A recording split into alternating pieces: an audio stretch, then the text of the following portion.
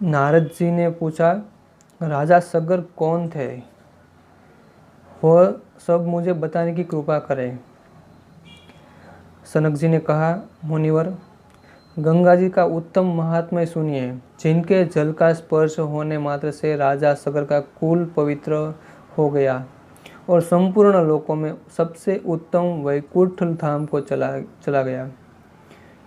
सूर्य वंश में बाहु नाम वाले एक राजा हो गए थे। उनके पिता का नाम वृक था। बाहु बड़े धर्मपरायण राजा थे और सारी पृथ्वी का धर्मपूर्वक पालन करते थे। उन्होंने ब्राह्मण, क्षत्रिय, वैश्य, शूद्र तथा अन्य जीवों के अपने अपने धर्म की मर्यादा में स्थापित किया था। महाराज बाहु ने 7 द्वीपों में 7 अश्वमेध यज्ञ किए और ब्राह्मणों को गाय, भूमि, सुवर्ण तथा वस्त्र आदि देकर भली भांति तृप्त किया। नीति शास्त्र के अनुसार उन्होंने चोर डाकुओं को यथेष्ट दंड देकर शासन में रखा और दूसरों का संताप दूर करने अपने को कृतार्थ माना। पृथ्वी पर बिना जोते बोए अन्न पैदा होता और वह फल फूल से भरी रहती थी। मुनीश्वर देवराज इंद्र उनके राज्य की भूमि पर समय अनुसार वर्षा करते थे और पापचारियों का अंत हो जाने के कारण वहाँ की प्रजा धर्म से सुरक्षित रहती थी। एक समय राजा बाहु के मन में असूया, गुणों के दोष दृष्टि के साथ बड़ा भारी अहंकार उत्पन्न हुआ, जो सब संपत्तियों का नाश करने वाला तथा अपने विनाश का भी हेतु थे। वे सोचने लगे, मैं समस्त लोगों का पालन करने वाला बलवान राजा हूँ। मैंने बड़े बड़े यज्ञों का अनुष्ठान किया है। मुझसे पूजनीय दूसरा कौन है? मैं विद्वान हूँ, श्रीमान हूँ। मैंने सब शत्रुओं का जीत लिया है। मुझे वेद और वेदांगों में तत्व का ज्ञान है और नीति शास्त्र में तो मैं बहुत बड़ा पंडित हूँ। मुझे कोई जीत नहीं सकता।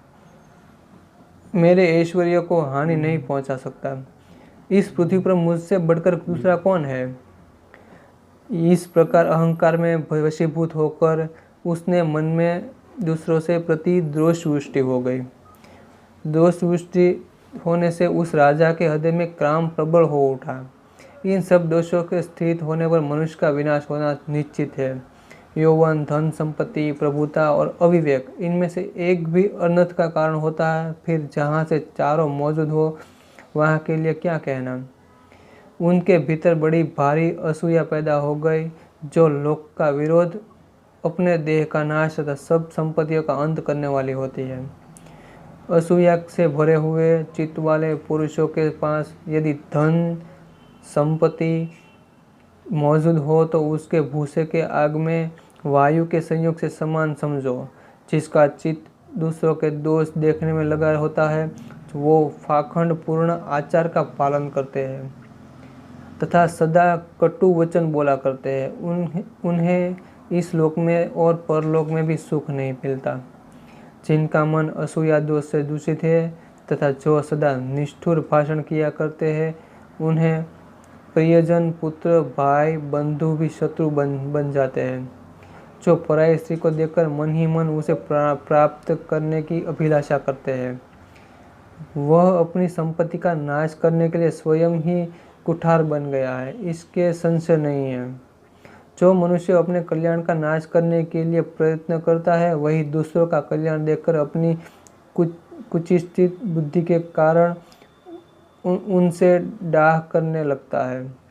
जो मित्र, संतान, गृह, क्षेत्र, धन्य, धान और पशु सबकी हानि देखना चाहता हो, वही सदा दूसरों के असूया करे।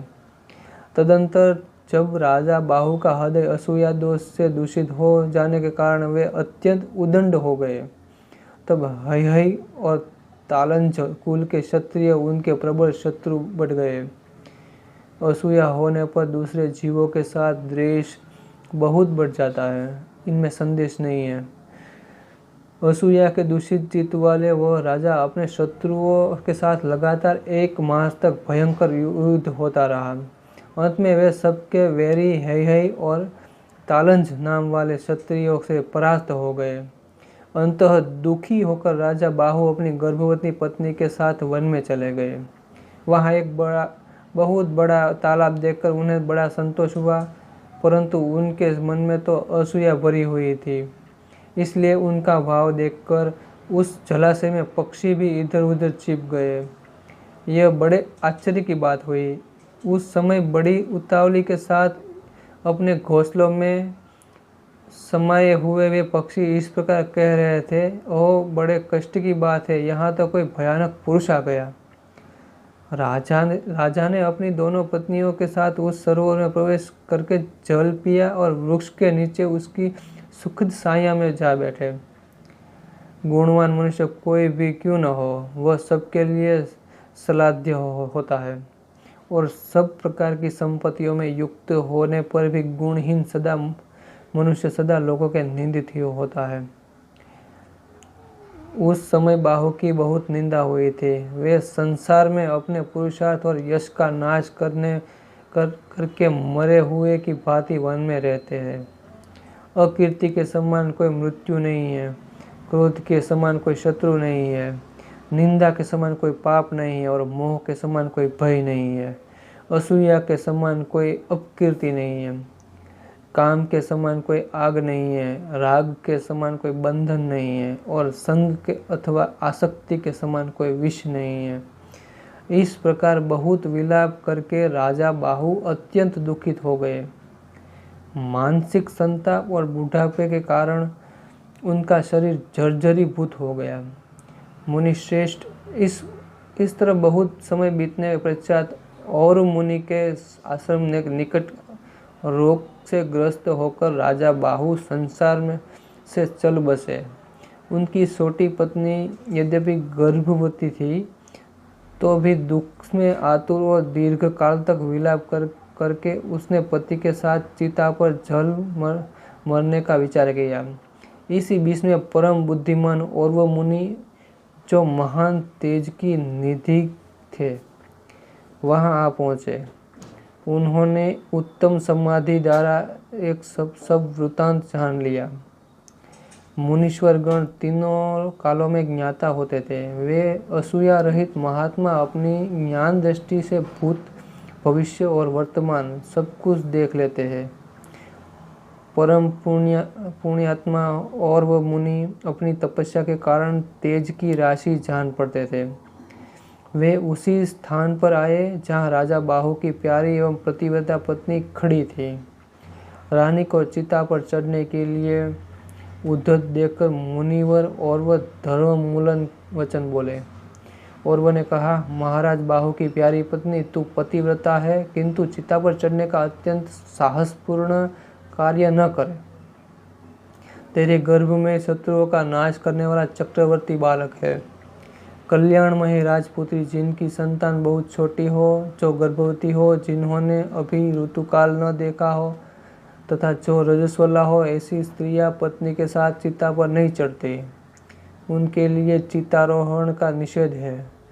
श्रेष्ठ पुरुषों में ब्रह्म हत्या आदि पापों का प्रायश्चित बताया है। पाखंडी और परनिंदकता भी उद्धार होता है, किंतु जो गर्भ में बालक की हत्या करता है उसके उद्धार का कोई उपाय नहीं है। नास्तिक, कृतज्ञ, धर्मत्यागी और विश्वासघाती के उद्धार का भी कोई उपाय नहीं है। तुझे ये महान पाप नहीं करना चाहिए। मुनि ने इस प्रकार कहने प्रतिव्रता रानी को उसके वचनों पर विश्वास हो गया कि अत्यंत दुख से पीड़ित हो अपने मरे हुए पति के चरण कमलों में पड़कर विलाप करने लगी। महात्मा और वह सब शास्त्रों के ज्ञाता थे। वे रानी से पुनः बोले, राजकुमारी, तू तो मत रो, तुझे श्रेष्ठ राजलक्ष्मी प्राप्त होगी। इस समय सज्जन पुरुषों के सहयोग से इस मृतक शरीर का दाह संस्कार करना उचित है। अंत शोक त्याग कर तू समयोचित कार्य कर। पंडित हो या मूर्ख, दरिद्र हो या धनवान तथा दुराचारी हो या सदाचारी, सब पर मृत्यु की समान दृष्टि है। नगर में हो या वन में, जंगल समुद्र में हो या पर्वत पर, जिस जीवन में जो कर्म किया है उसे उसको भोगना अवश्य करना होगा। जैसे दुख बिना बुलाए ही प्राणियों के पास चले आते हैं, उसी प्रकार सुख भी आ सकते हैं। ऐसी मेरी मान्यता है। इस विषय में देव ही प्रबल है। पूर्व जन्म में जो जो कर्म है उन्हीं को यहाँ भोगना पड़ता है। कमलान ने जीव गर्भ में हो या बाल्यावस्था में, जवानी में हो या बूढ़ापे में, उन्हें मृत्यु के अधीन अवश्य होना पड़ता है। अंततः इस दुख को त्याग कर तू सुखी हो जा। पति के अत्येष्टि संस्कार कर और विवेक के द्वारा स्थिर हो जा। ये शरीर कर्म पाश में बंधा हुआ है तथा हजारों दुख और व्याधियों से घिरा हुआ है। इसमें सुख का तो आभास ही मात्र है, कलेश ही अधिक होता है। परम बुद्धिमान औरव मुनि ने रानी के इस प्रकार समझा बुझाकर उन्हें दाह संबंधी सब कार्य करवाए। फिर उसने शोक त्याग दिया और मुनीश्वर को प्रणाम करके कहा, भगवान, आप जैसे संत दूसरों की भलाई की ही अभिलाषा करते हैं, इसमें कोई आश्चर्य की बात नहीं। पृथ्वी पर जितने भी वृक्ष हैं वे अपने उपभोग के लिए फलते, उनका फल दूसरों को ही काम आता है। इसलिए जो दूसरों के दुख से दुखी और दूसरों की प्रसन्नता में प्रसन्न होता है वही नर रूपधारी जगदीश्वर नारायण है। संत पुरुष दूसरों का दुख दूर करने के लिए शास्त्र सुनते हैं और अवसर आने पर सबका दुख दूर करने के लिए शास्त्रों के वचन कहते हैं। जहाँ संत रहते हैं वहाँ दुख नहीं सताता, क्योंकि जहाँ सूर्य है वहाँ अंधकार कैसे रह सकता है। इस प्रकार कहकर रानी ने उस तालाब के किनारे मुनि की बताई हुई विधि से अनुसार अपने पति की अन्य पारलौकिक क्रिया के संपन्न की। वहाँ औरव मुनि स्थित होने से राजा बाहु तेज से प्रकाशित होते हुए चिता से निकले और श्रेष्ठ विमान पर बैठकर मुनीश्वर औरव को प्रणाम करके परम धाम को चले गए। जिन पर महापुरुषों की दृष्टि पड़ती है वे महापातक या उपपात के युक्त होने पर भी अवश्य पदम पद को प्राप्त हो जाते हैं। पुण्यात्मा पुरुष यदि किसी के शरीर के भस्म को अथवा उसके धुएं को भी देख ले तो वह परम पद को प्राप्त होता है।